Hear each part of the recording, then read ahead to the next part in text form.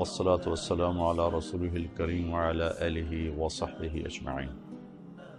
آخری عشرہ جو رمضان کے آخری 10 دن ہیں، اس میں اللہ تعالیٰ نے اس امت کو ایک بہت بڑی نعمت عطا فرمائی ہے، وہ ہے شب قدر، لیلۃ القدر۔ لیلۃ القدر خیر من الف شہر، یہ وہ رات ہے جو 1000 مہینوں سے بہتر ہے۔ تو برابر نہیں، 1000 مہینوں کے برابر نہیں، 1000 مہینوں سے بہتر ہے۔ آپ نے ایک دفعہ ذکر کیا کہ بنو اسرائیل میں 4 انبیاء یا مجاہدین 80 سال اللہ کے راستے میں جہاد کرتے رہے، تو صحابہ غمگین ہو کر کہنے لگے یا رسول اللہ، ہماری تو عمریں بھی 80 سال نہیں ہوتی۔ تو اللہ تعالیٰ نے فوراً یہ سورت اتاری۔ اس امت کو اللہ نے عمر تھوڑی دی ہے اور اعمال بڑے قیمتی دیے۔ پہلی امتوں کی عمریں لمبی تھیں اور عمل اتنے بڑے قیمتی نہیں تھے۔ پہلی امتوں کے لیے ہے من جاء بالحسنۃ فلہ عشر امثالھا، ایک نیکی کرو گے 10 ملیں گی۔ یہ انٹرنیشنل لا ہے، آدم علیہ السلام سے لے کر ہمارے نبی تک۔ جب یہ آیت اتری من جاء بالحسنۃ فلہ عشر امثالھا، تو ہمارے نبی تو رحمت للعالمین ہیں، امت کے لیے سب سے زیادہ رحمت ہیں۔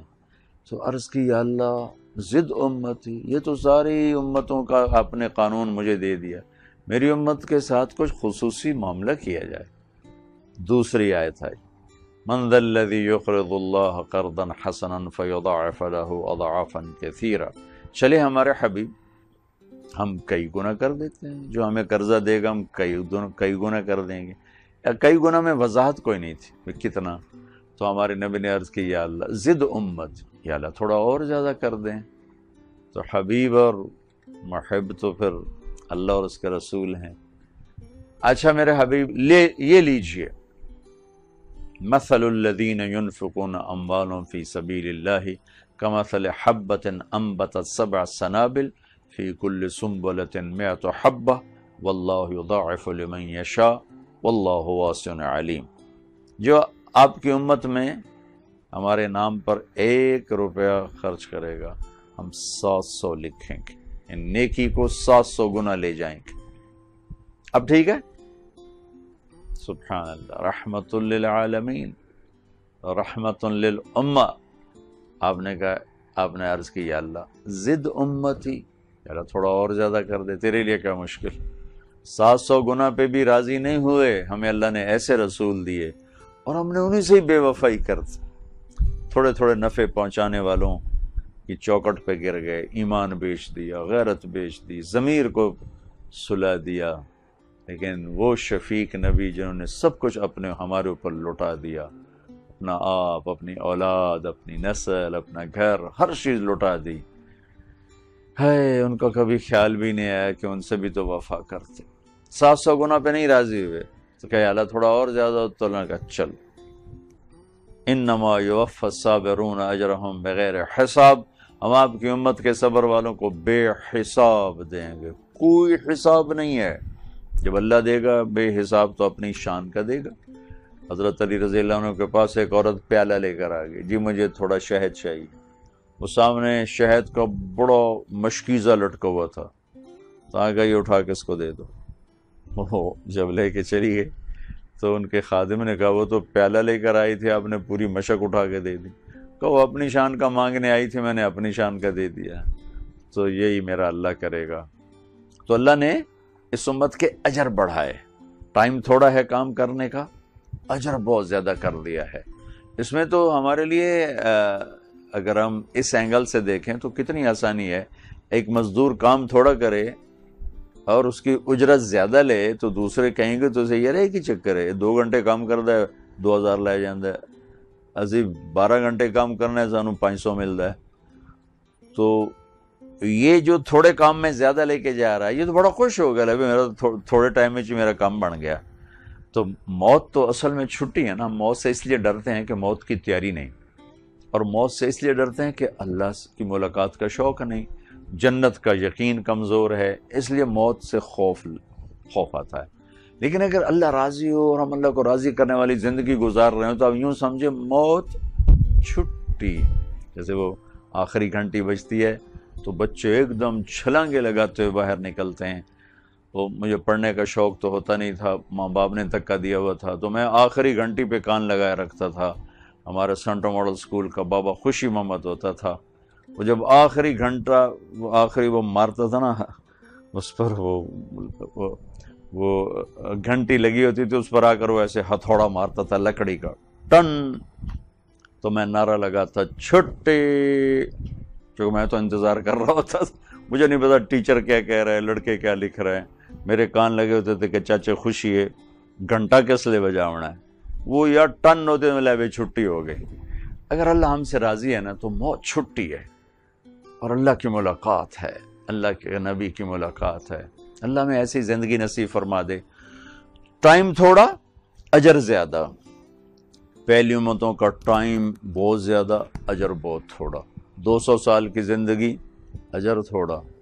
یہاں 80 سال کی زندگی، 50 60 70 سال کی زندگی بے حساب اللہ تعالیٰ نصیب فرما رہے ہیں. یہ بھی ہمیں اپنے نبی کی طفیل شب قدر ملی، لیلۃ القدر. ایک رات 80 سال کی عبادت سے بہتر. پہلی امتیں 80 سال عبادت کر کے جہاں پہنچیں گی، یہ امت ایک رات گزار کے وہاں سے آگے چلی جائے گی. تو اس رات کو ضائع نہ ہونے دیں. یہ کبھی 21 ہوتی ہے، کبھی 23 ہوتی ہے، کبھی 25 ہوتی ہے، کبھی 27 ہوتی ہے، کبھی 29 ہوتی ہے. پورے پاکستان میں 27ویں کو سب جاگ رہے ہوتے ہیں کہ آج شب قدر ہے. ہو سکتا ہے وہ شب قدر ہو سکتا ہے، لیکن یقینی نہیں سمجھنا چاہیے. آج کل تو راتیں بڑی چھوٹی ہیں. ہم تراویح سے فارغ ہوتے ہوتے ہمیں 11 بج جاتے ہیں، اور 2:30 بجے سحری شروع ہو جاتی ہے، تو بیچ میں تو ٹائم ہے 2-3 گھنٹے کا ہے. تو اگر ہم سارے یہ جاگ لیں، اور ہماری نوجوان نسل تو آج کل ویسی راتوں کو جاگتے ہیں، یہ رات کو جاگ لیں، تھوڑے سے نفل پڑھ لیں، تھوڑے سے قرآن پڑھ لیں، تھوڑا سا ذکر کر لیں، تھوڑی سی دعا مانگ لیں، اور ساری رات ان کی قیمتی بن جائے گی. یہ 5 راتیں اگر آپ جاگ لیں، 21 23 25 27 29، ان میں سے ایک رات ضرور شب قدر ہے. وہ ایک رات آپ کے لیے 1000 مہینوں سے بہتر ہے. میں جب 3 چلے لگا رہا تھا 1971 میں، تو رمضان آ گیا، ہم پیدل چل رہے تھے ادھر بارڈر کی طرف، قصور سے آگے. مجھے شوق ہوا کہ شب قدر مل جائے مجھے شب قدر. میں نے پہلے رمضان سے مانگنا شروع کیا، یا اللہ میں پیدل سفر کر رہا ہوں، یہ 5 راتیں مجھ سے نہیں جاگا جائے گا. جس رات وہ آنی ہے نا، مجھے تو اٹھا دینا، تیری بڑی مہربانی. تو ایک گاؤں تھا راجوال کے قریب، راجوال ایک اڈا آتا ہے قصور سے دیپال پر جاتے ہوئے، اس سے اندر کی طرف 8-10 میل ہم ایک گاؤں میں تھے. تو اس پورے علاقے میں ہمیں بڑی گالیاں پڑی، اوے وابی آ گئے، اوے نبی دے گستاخ آ گئے، اوے انہوں کٹ دے، اوے کافر نے، اوے انہوں دی گل نہ سنو. ہر جگہ بڑے عجیب و غریب معاملے دیکھے. تو میں رات سویا ہوا تھا، دسمبر میں رمضان تھا. ٹھیک 12 بجے کسی نے میری رضائی اوپر سے کھینچی اور مجھے اٹھا کے بٹھا دی. میں یوں ہو کے بیٹھا، رضائی وہ ہو گئی، میں ایسے. میں کہ میں نے کیا اٹھایا؟ میں ادھر ادھر دیکھا، سارے سوئے پڑے.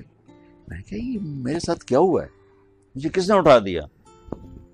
کوئی بھی نہیں. میں نے پھر رضائی اوپر لی اور لیٹ گیا.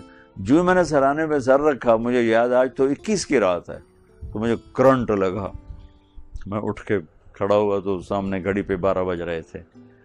تو مجھے نہیں پتا کہ وہ شب قدر تھی یا میری وہ دعا کی قبولیت تھی، لیکن جو میں پچھلے دنوں مانگتا چلا آیا کہ یا اللہ مجھے بس شب قدر میں اٹھا دینا. 5 راتیں نہیں اٹھا جاتا، پیدل سفر ہے، روزہ ہے، اور آگے لوگ بھی ایسے بھائی مل رہے ہیں کہ مسجدوں سے دھکے دے کے نکال رہے ہیں. تو وہ میرے ساتھ یہ ہوا، واللہ عالم وہ تھی نہیں تھی، یہ میرا کوئی دعویٰ نہیں ہے. لیکن میں یہ ضرور واضح کرنا چاہتا ہوں، کبھی 21، کبھی 23، کبھی 25، کبھی 27، کبھی 29. بلکہ بعض علماء یہ کہتے ہیں کہ ان 10 راتوں میں کوئی ایک رات ہوتی ہے. بعض کا یہ بھی کہنا ہے. ہمارے نبی پاک صلی اللہ علیہ وسلم ہمیشہ یہ 10 دن اعتکاف میں بیٹھتے تھے، ساری زندگی اعتکاف. 1 سال اعتکاف نہیں بیٹھے کسی وجہ سے، تو شوال میں اس کی قضا تھی، شوال میں 10 دن کے لیے بیٹھے۔ اور عام دنوں میں جب آپ تہجد میں اٹھتے تھے تو خاموشی سے اٹھتے تھے، لیکن جب رمضان آتا تھا اور آخری عشرہ تو اپنے گھر والوں کو بھی اٹھاتے تھے، اپنے گھر والوں کو بھی ساتھ اٹھاتے تھے اور بالکل اللہ کی طرف یکسو ہو جاتے تھے۔ تو اگر آپ 10 راتیں جاگ لیں، اعتکاف میں بیٹھ جائیں، آپ کے لیے بہت بڑی نعمت ہے۔